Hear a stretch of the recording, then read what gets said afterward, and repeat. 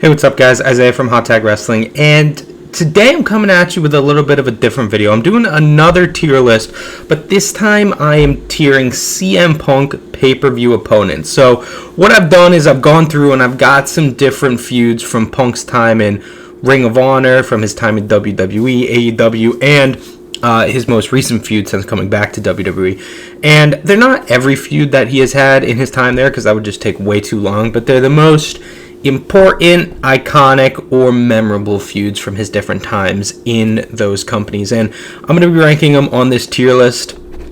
At the top, you have Legendary, which means it's an all-time feud in terms of storyline, in terms of matches, and in terms of what it did for Punk. Then you have below that Awesome, which is, maybe not as iconic, and maybe the matches weren't as good, but still everything in there was absolutely awesome. Pretty good, worth your way, worth your time to go and see, but nothing amazing there. Meh, which is like pretty mid, 3-star matches. Don't go out of your way to watch them, but if they were in front of you, you would probably enjoy them. Nothing worth watching, just a category for stuff that like pretty inconsequential. You wouldn't really want to watch. You wouldn't, if you were rewatching a pay-per-view, I would probably recommend skipping those matches because they're not just worth watching.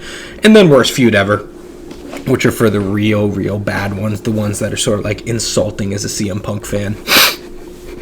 But we're gonna go. I tried to organize it chronologically, so we're starting more towards the beginning of his career and then keep it on as we keep on. So the first one we have is Eddie Guerrero, and that's sort of an under the radar feud for Punk. It was during his time in IWA Mid-South. He had only one singles match, but he had a triple threat match with Punk versus Eddie versus Ray, and then they had Punk versus Eddie versus Colt. And all of it was pretty good, but nothing really ever great came out of it. They're all like 15-minute matches, and it is sort of fun just for the novelty of seeing Eddie and Punk in the ring together, but nothing really amazing there. It's definitely better than meh. It's worth your time to go out of the way and see. So I'm going to stick it in pretty good. Not anything great, but it's pretty good. Next up, Raven. Raven goes in the same category as Eddie, because I think the story that they told was better than the actual product that they got in ring. Like, the in-ring matches were fine, they were good, but they weren't like amazing, and I think their reputation overdoes it a little bit, and people have higher expectations for them as a result. But everything was still pretty good. AJ Styles. He had a few matches with him. The inaugural match for the ROH Pure Championship was Punk versus Styles, and they always had good matches. They had one great match. I can't recall exactly when it was. I think it was for the Pure title. Not the first match, but they had a rematch a few months down the line, and that was pretty great. But everything else was just like, all right. And they had matches in Ring of Honor, matches in the Ted Petty Invitational and IWA Mid-South. Always good. Only one really great, so I'll put it in pretty good. Next, we have Chris Hero. I've made a video in the past discussing CM Punk and Chris Hero's feud, how I think it's the most overrated feud in all of wrestling. I think the matches are absolutely like not watchable. They're so boring. They're so dreadfully boring. They had one match. It was like a table and chairs match, I think. Not a TLC match. They dropped one. Maybe it was like a ladders and tables or something like that. That was the only one that had anything redeeming about it. There was like 4 or 5 other matches. They all went over an hour, and they were all dreadfully boring. So, worst feud ever. And that's sort of a weird take, because if you go on like Punk's cage match, so many of his matches with Hero get into that like super high rating, but they were all just whatever. Like, they weren't great. Then we have his match with Colt Cabana, or his matches with Colt Cabana, I should say. Good feud, both in and out of the ring. Obviously, there's a lot of drama outside after CM Punk's departure from WWE. I'm not going to include that in this. In terms of what we got in the ring, some good matches in IWA in like 2001, 2002, either singles or sometimes teaming. Punk would team with Ace Steel to face Colt Cabana and someone. They made a good tag team in Ring of Honor. They had some good matches against the Briscoes, and Punk's final match in Ring of Honor was against Colt Cabana. So I'm hovering somewhere. Yeah, not there. Not there either. Somewhere in here. I think it's got to just probably go in pretty good. But I'm going to put it at the top of pretty good. Yeah. Ooh. I don't know how Elijah Burke... Yeah, let's just do Elijah Burke next. Elijah Burke, he had like 2 or 3 matches with Punk when Punk was in ECW for the ECW Championship. And I think they were all right, but none of them were really... I wouldn't even call them like good necessarily by the work rate standard at the time. This is not worth watching. The matches were pretty short, pretty inconsequential because they were for the EC. I don't even think they were for the title. His first one wasn't, at least, but later down the line they might have been for the title. But they just weren't very good. They didn't gel well in the ring. Not a lot worth going back. Chavo, a lot of the same. Like, Chavo actually, no. Chavo had better matches. And they actually had a pretty fun match on ECW TV where I don't remember what the name of the place was, but they had to, the winner won by throwing their opponent into a river that was next to the arena. And that was pretty fun. So I'll put it in meh. Like, nothing really to watch. They had 1 or 2 pay-per-view matches for the title, which were fine. Like, they were good. I guess. Meh. John Morrison. So this was during his time in ECW as well. Did he have a singles pay-per-view match with John Morrison after ECW? I don't think he did. He might have been... Well, definitely they were in some Elimination Chambers together. And I don't think much more outside of that. So he had a few singles matches with John Morrison. One really fun triple threat submission match with John Morrison and The Miz. And they were all pretty good. I don't think ever any of them were really great, but all pretty... He's definitely going in pretty good. I'm just deciding where I want to put him in here. Not above AJ. I actually put him at the bottom. Alright, bottom of pretty good. Big Show, well, it's the worst feud ever. Absolutely atrocious. They faced a few times, and like they were just decimation of Punk's character every single time they faced in the ring. The one that springs to mind is they had a match at SummerSlam, maybe 2010 or 2000. Yeah, 2010 sounds right. Where it was the Big Show in a triple threat handicap match against Punk, Luke Gallows, and Joey Mercury, and Big Show wiped the floor with them in like 5 minutes. Awful stuff. Really bad. The matches weren't good, and the booking was even worse. Jeff Hardy. First awesome feud that we have. At least on this list. Yeah, really great feud. And not necessarily, I wouldn't put it great in terms of the matches. I feel like they had one great match. And it wasn't even their SummerSlam match. I feel like I'm sort of the low guy on it. Like, I think it was a really, really good match, but not... like the best thing I've ever seen. I thought their match was it might have been at Night of Champions in 2009. I think that was probably better. But in terms of the character work and the promos being cut and just the way the two interacted, it was absolutely awesome. The matches always backed it up. I think they probably had 3 matches on pay-per-view. And they were all great, but really the thing to love about that feud was the character work and the promos and the interactions. So yeah, that is an awesome feud. Then we got Ray. Ray's going in pretty good or awesome. Pretty good, but the top of pretty good, above AJ.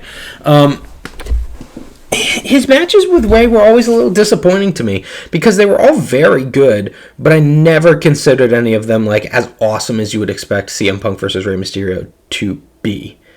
And I was always sort of let down by that a little bit. They had a series in 2010, maybe 2009, 2010, and then they had a match at Capital Collision or Capital Carnage.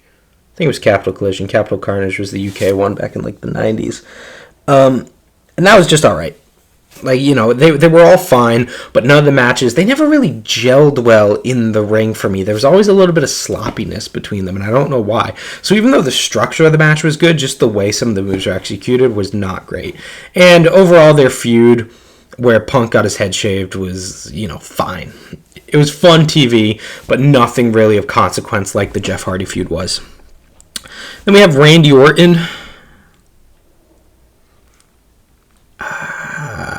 It's pretty good. I'm putting a lot in pretty good. And I think that's because just a lot of CM Punk's time in WWE was like, yeah, pretty good before getting to like 2011. And Randy was like right at the start of when Punk was getting really, really good. They had a match at Mania, which I thought was like fine. I don't even think it was fine. That's undercutting it. It was a good match, but it wasn't a great match. And they did have a better match a few months later, but there was nothing ever really to sink your teeth into. And I don't even remember like the storylines going into their Mania match. It was sort of forgettable. So even though the matches were good, I don't really love the storyline, so it's going to stay there. Del Rio. I'm going to put Del Rio in meh, but at the top of meh, because I actually like the matches. So obviously he cashed in at the end of SummerSlam 2011. They had a triple threat match, Cena versus Del Rio versus Punk at Hell in a Cell. A great triple threat match. Then Punk beat Del Rio at Survivor Series that year in a pretty good match. And then at TLC that year, triple threat match, Punk versus Del Rio versus Miz. Like a really great match. You look at the names in there, and two of them are Del Rio and Miz, and you expect it to be a stonker. Actually, really good. And the reason it's meh, though, is because the booking around it was so horrible. Kevin Nash being involved, Triple H getting in there, Punk dropping the title to Del Rio for him to flip-flop it with Cena, only for Punk to get it back again like 3 minutes later. Just didn't make any sense. The booking made everyone involved look worse, even though the matches were really good on everyone's part. But if we just wanted to criticize the booking, let's look at Triple H and let's put him in worst feud ever. Because they had a tag team match against Awesome Truth. That sucked. They had a singles match where Triple H won. And even though the match itself was fun, what? It's 2011. And Trips is going over like your top guy in the company. That was ridiculous. Matches weren't very good. Booking was absolutely atrocious. And it just seems so like masturbatory on the part of Triple H just to get himself on screen and get his buddy Kevin Nash on screen. I would have put Kevin Nash on this list and he would have been the worst feud ever if they had had an actual match, which they didn't. So Triple H gets the spot and he's worst ever. Jericho, I'm throwing Jericho up in pretty good. I'll put him AJ. There. Had a couple of good matches. I'm not as high on the Jericho versus Punk matches as some people. I thought they were all very good. But nothing I would ever really go back and rewatch like I would with Jeff Hardy versus Punk matches. And they had like alright storylines where Jericho was sort of taunting Punk with his straight edge and trying to convince him to be like I don't know, corrupt him with alcohol or drugs or something like that. So the feuds were good and the storylines were, for being WWE sports entertainment storylines, were fine. Matches were pretty good. So they landed pretty good. Ooh, Daniel Bryan. Daniel Bryan is awesome. I was debating whether to go awesome or legendary, but I feel like there are things that hold him back out of legendary. They did have awesome matches, like all the time. I think it was their match at Over the Limit 2012, which was my favorite. A lot of people talk about Money in the Bank 2012, but I feel like that was overbooked, and the love triangle story with AJ Lee is just not for me. But they did really have awesome matches whenever they fought, and a lot of times the story going into it, except for that Money in the Bank match, was just I'm the best wrestler in the world. No, you're not. I'm the best wrestler in the world. And that's all you needed to give these guys, because then they went out and had the best wrestling match on the card. Best wrestling match of the year in some cases. So, yeah, absolutely not legendary. Awesome. But we want to talk about legendary. It's our first legendary feud. CM Punk versus John Cena. And I'm not a huge fan of John Cena, so putting his name in anything next to legendary doesn't hit home for me. But to deny Punk versus Cena as being one of the greatest rivalries in WWE history would be criminal. So they have their Money in the Bank 2011 match, obviously. I think their SummerSlam match the next month is better. Pretty much every wrestling fan on planet Earth would disagree with me on that, and I'm okay with that. Awesome match on Raw. Would have been 2013, with the winner would go on to face The Rock at Mania. Yeah, that had to have been 2013. So, yeah. There's not really there's nothing I can really say about it other than all their matches were amazing, and pulling an amazing match out of John Cena is not the easiest thing to do. They were at the top of the card when they did it, so all of their feuds felt like the most important thing of the company. And like, this is when Punk cut the pipe bomb. He cut it on Cena, so there is actually like legendary material associated with this feud, so it has to be in legendary. Then we have The Rock. I am putting The Rock into not worth watching. Not because of the matches, the matches were like fine. I would never go back and rewatch them, but if I was watching an old pay-per-view and they came on, I wouldn't skip them. But the booking was bad. Like, having The Rock, this part-timer veteran, end Punk's legendary WWE title run just to set up twice in a lifetime with Cena, a match that I don't know how many people wanted to see, but it couldn't have been a lot. Bad. No more to say about that. Because next up we have Brock Lesnar. And short feud, summer of 2013, Punk is sort of on his way out, not really feeling it anymore. But he has to, like, he sort of had more of a rivalry with Paul Heyman than he did Brock Lesnar. So why am I putting in an awesome? Because it was awesome. Because they had one match at SummerSlam, and it was an insane match. It was insanely good. And the storyline leading up to that wasn't anything too crazy complex. Paul Heyman was Brock Lesnar's manager. Heyman had just turned on Punk, so they're having a match. But it resulted in, like, literally one of my favorite CM Punk matches of all time. It's such an amazing match, and I was sort of gutted when I couldn't give it 5 stars because I loved it that much. But yeah, it's an incredible match. Undertaker I left towards the end here because they had 2 rivalries. One in 2009, where they faced at Breaking Point, and they faced at Hell in a Cell for the World Heavyweight Championship. And then one in 2013, where they faced at WrestleMania, and their WrestleMania feud and match was absolutely awesome. Their 2009 feud, worst feud ever, because the booking was awful. I think I'm not 100%, but at Breaking Point, where it's the submission only pay-per-view and they're having submission match, that Punk like maybe paid a crooked referee to screw Taker and say he tapped when he didn't actually tap, or something like that, and then they went into Hell in a Cell and Punk lost the title like a couple months after winning it. So awesome rivalry 2013, worst ever 2009, straight into meh. And I'll put it at the top of meh, but still meh. Ryback, worst feud ever. It's Ryback. Never had any good matches. Punk got hurt. And it was just sort of disgruntling to see him in there with Ryback, even though he won. The reason I put it above Triple H and Big Show is because this didn't kill Punk's character. It actually sort of preserved it. So, sure. Now we're into AEW. And we're starting out with Darby Allin. Really, for me, the match was all right. The build was all right. I think it's mainly based off of, Punk's finally back after,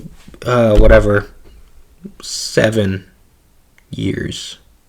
Yeah, 7 years. He's finally back. And now we get to see him wrestle. And we get to see him wrestle Darby Allin, who they're like so sort of simpatico.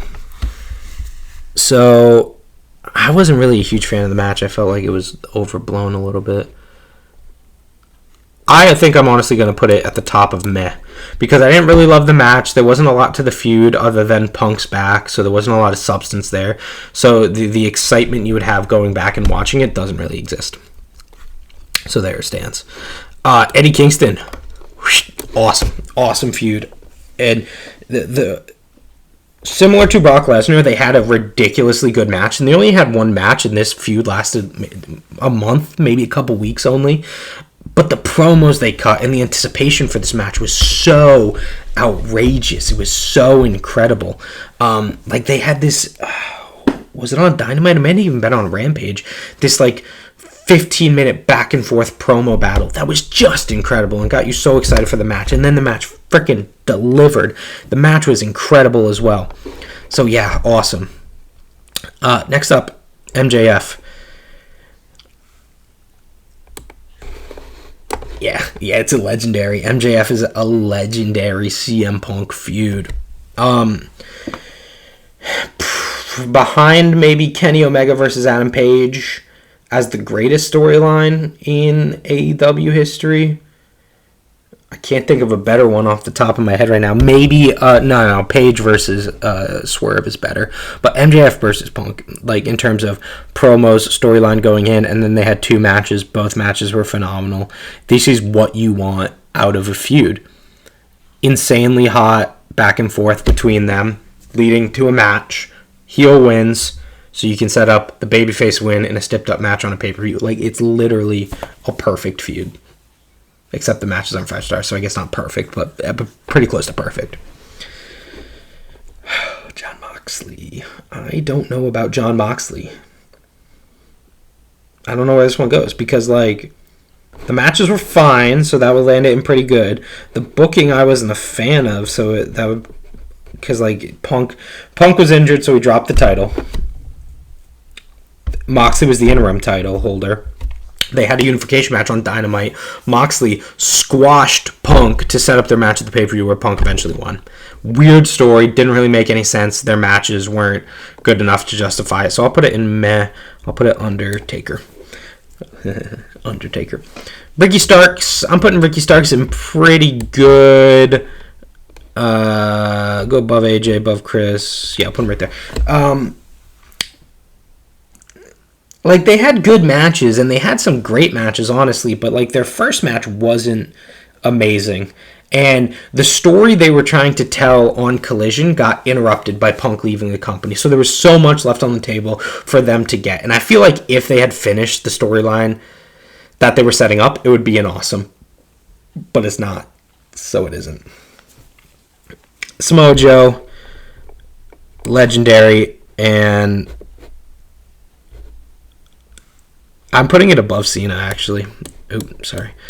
I'm putting it above Cena in terms of legendary because I think, though I don't think any one of the Samoa Joe matches reached the height that CM Punk did, I feel like it was as John Cena versus CM Punk was defining for WWE, Samoa Joe versus CM Punk was defining for ROH, and then continued over into AEW. Every match they had was stellar. I know of 5. They had 3 in Ring of Honor and 2 in AEW, and every single one is a banger. Every single one is like a go out of your way to watch this. Absolutely ridiculously awesome. So legendary. And his most recent feud with Drew McIntyre in WWE. I'm putting it in awesome. I'm going to put it at the bottom of awesome, but I do think it was awesome. The Hell in a Cell match was absolutely ridiculous. I liked the other matches. I know there was some criticism from some people. I thought they were really, really a lot of fun, and I'm not even a fan of the bull rope red light, green light stipulation, so like, but it's just, I think it's going to be the first legendary feud of Triple H's run, because you can say the Bloodline, but that started when Vince was still in office. So I think Drew versus Punk is really the first, oh my god, just amazing feud that of Triple H's career. And it's like Punk came in and immediately had to reinvent himself with the WWE audience, and he had the best feud of the year this far, in my opinion. And Drew, having not done anything for a long time, probably since facing Roman at Clash at the Castle in whatever that was, 2022, hadn't really been doing anything of substance. And he had this new heel character that he was trying out, and finally had a babyface to play off of it with CM Punk. So yeah, a really, really awesome feud. So in Legendary, Samoa Joe, John Cena, MJF, awesome. Daniel Bryan, Eddie Kingston, Jeff Hardy, Brock Lesnar, Drew McIntyre, pretty good. Colt Cabana, Ricky Starks, Rey Mysterio, Chris Jericho, AJ Styles, Randy Orton, Eddie Guerrero, Raven, and John Morrison. Meh. Darby Allin, Undertaker, John Moxley, Alberto Del Rio, Chavo Guerrero. Not worth watching, Elijah Burke, and The Rock. And worst feud ever, Chris Hero, Ryback, Big Show, Triple H. That's what I think of CM Punk's career. If you're going to tier list it like that, most of it is pretty good, with some stuff going into awesome or legendary, but a lot towards the bottom as well. Like a lot more than you would expect from such a legendary wrestler like CM Punk. But let me know what you guys thought down below. If you liked the video, please consider leaving a like or a subscribe. If you disagree with any of my choices, let me know down in the comments. I've been Isaiah from Hot Tag Wrestling, and I'll see you guys next time.